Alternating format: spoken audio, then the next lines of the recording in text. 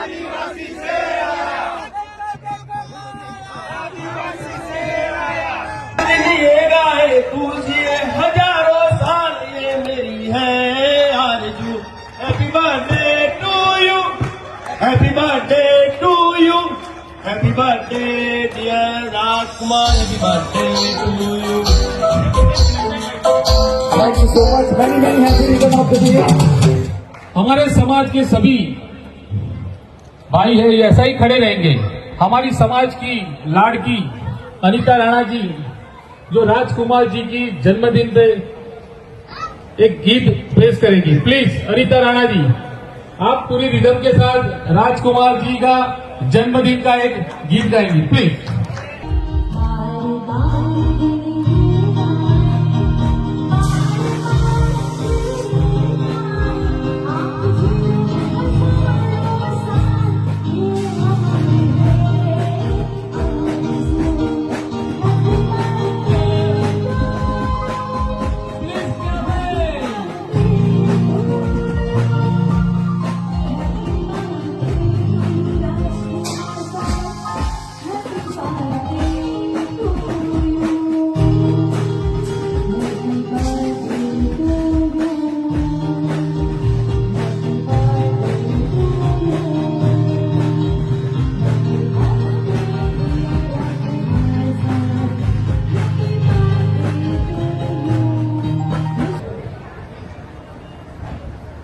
आप खुश नसीब हो, आप ऐसे खुश नसीब हो कि आपके विवाह कार्यक्रम में ये पूरा पांडाल आपके साथ है और हम आपके बीच में आपको बधाई देने आए हैं विवाह की। और सारे दुल्हा दुल्हन से मेरा अनुरोध है कि आज से ठान लेना है कि आप अकेले नहीं हो, आपका परिवार सीमित नहीं है और आप गरीब भी नहीं हो। आपके साथ पूरा ये समाज है, पूरा पांडाल है। और इसीलिए आपके इस विवाह समारोह में तमाम क्षेत्र के कई वरिष्ठ लोग आए हैं। और आपसे एक बात का फिर अनुरोध है कि आपका जो आने वाली पीढ़ी जो है उसको उसी सामाजिक भावना से तैयार करना है और आपको भी उसी सामाजिक भावना से जीवन जीना है। और हर गरीब के लिए, हर मजबूर आदमी के लिए, आवश्यक आदमी के लिए आपको खड़ा रहना है। जहां पर भी जरूरत पड़े आपको भी इस कार्यक्रम से प्रेरणा लेनी है। आज मेरा जन्मदिन है और इसलिए मैं ना कह रहा था विपुल भाई को कि नहीं यार आज का दिन तो छोड़ दो, लेकिन उन्होंने कहा कि नहीं आना ही पड़ेगा। और आपके जन्मदिन के अवसर पे ही ये आयोजित अगर होता है और आप उस दिन आके बधाई देते हो तो और बेहतर रहेगा। तो मेरा जन्मदिन है आज। मैं हर बार जन्मदिन या तो अनाथालय में मनाता हूँ या फिर कहीं पौधारोपण करता हूँ या फिर कई मतलब ये है, मेरी सोच है कि मैं गरीबों के बीच में, परिवार के बीच में मेरा जन्मदिन मनाता हूं।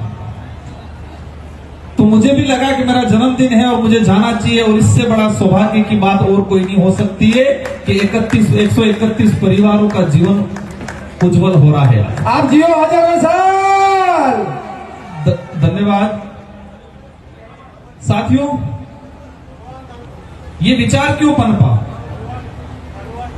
हमारा इस कार्यक्रम में आना, आयोजन करता विपुल भाई और उनके साथियों के द्वारा ये आयोजन करना, आप सबको बुलाना, विवाह कराना, ये विचार क्यों पनपा?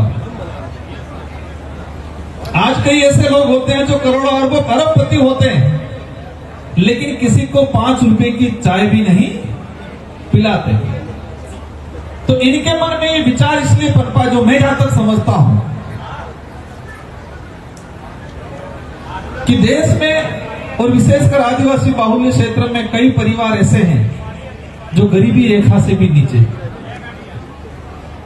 तो हम उनके लिए बेहतर करें, मतलब एक सामाजिक भावना जगी। और ये सामाजिक भावना जगी है, उस भावना को बरकरार रखना है विपुल भाई आपको, और आगे भी बेहतर काम करना है, हम लोग भी पूरा मदद करें। ये एक वैचारिक आंदोलन है और उस वैचारिक आंदोलन का ही परिणाम है कि ये समूह लगन हो रहा है समुदाय के हित में, गरीबों के हित में, आदिवासियों के हित में। भाई साहब ने बताया था, मेरे बारे में उन्होंने व्याख्यान किया, एक प्रकरण आया था, उसमें हमारी मुलाकात हुई, फोन पे हुई, और प्रकरण होगा आपको सबको ध्यान में होगा कि अरावली पर्वत श्रृंखला जो गुजरात से लगा के राजस्थान, हरियाणा, दिल्ली तक जाती है, और दिल्ली की जो सल्तनत है वो सल्तनत भी अरावली पर्वत श्रृंखला की पहाड़ी पे बनी हुई है। जो लोकसभा है, राष्ट्रपति भवन है, वो भी अरावली पर्वत श्रृंखला पे बना हुआ। तो अरावली पे संकट आया। संकट ये आया कि केंद्र सरकार की सिफारिश पे सुप्रीम कोर्ट ने जजमेंट दे दिया। जजमेंट क्या दिया कि अरावली 100 मीटर के ऊपर की पहाड़ी है, उसी को अरावली माना जाएगा। 80 लाख की जनसंख्या है, लेकिन एकजुटता नहीं है, और एकजुटता नहीं है इसलिए आपका अस्तित्व, आपका रिजर्वेशन हो, आपका जमीन हो, आपका जंगल हो, आपसे छीना जा रहा है। आप आपकी ताकत को पहचानो। तो जो व्यक्ति अपनी ताकत नहीं जानता है वो लड़ नहीं पाता है। जिसको अपनी ताकत का अंदाजा नहीं होता है, अपने अतीत का अंदाजा नहीं होता है, वो नहीं लड़ पाता है। इसलिए हमारा अतीत एक गौरवशाली अतीत रहा है, जो पूर्व में मैंने बता दिया। हमारा अस्तित्व या हमारी जो ताकत है वो जनसंख्या की दृष्टि से आप गुजरात में देखो। आज मैं देखता हूं कभी वहां ये हादसा हुआ, चैतर भाई वसावा वाला जो मामला हुआ, भले वो आज हमारी वैचारिक पार्टियां कुछ भी हो, लेकिन वो आदमी गरीबों के लिए लड़ता था, तो उस आदमी के साथ गलत हुआ है। तो हमने उसी दिन कहा कि हम साथ में खड़े रहेंगे, भले विचार कुछ भी हो, लेकिन गरीबों के लिए लड़ने वाला, आदिवासियों के लिए लड़ने वाला, सच्चाई की लड़ाई लड़ने वाला अगर किसी के साथ अन्याय होता है तो हम खड़े रहेंगे। यह आह्वान किया है और बहुत जल्दी जरूरत पड़ेगी वहां भी पहुंचेंगे। साथियों, मेरा आप सबसे अंतिम एक अनुरोध है। मैंने एकजुटता की तो निवेदन कर दिया और आपने सर हिला के सबने कह दिया हाँ ठीक है, कोशिश करेंगे कि हम राणा, भील या कटारा या खंदनों सब एक होने की कोशिश करेंगे। दूसरा, हमारे समाज में एजुकेशन की कमी है, शिक्षा की कमी है।